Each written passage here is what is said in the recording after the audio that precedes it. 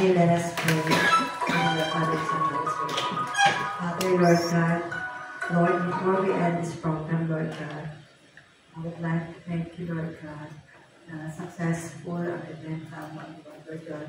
All those sa mga struggles, o mga sunod-sunod na mga stress lately, Lord God. Lord, thank you so much in natagaan mo. Usog, Lord God, na mulaman, Lord God, every day sa amo ang life. Lord, I pray that you gave a lot of strength, especially sa mga classmates, sa mga instructor, and instructors, Lord God. Lord, thank you so much every day for the gift of life, Lord God, nagnatag mo sa amo, Lord God. Lord, because of this, Lord God, learn a lot, Lord God, na despite sa among kaagi, sa among nabuhi, Lord God, there is someone na mag-remind sa amuan na you are not alone, na labanan na mo ang tanan, Lord God, especially sa ako ang mga classmates.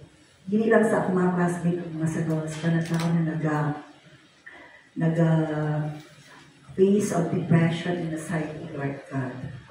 Lord, thank you so much for the positivity, Lord God. After this, Lord God, tanan ang mga natunan sa amang instructor na si Sir Bat Ilaran, Lord God. Mabaon na mo siya para sa amang future profession one day, Lord God.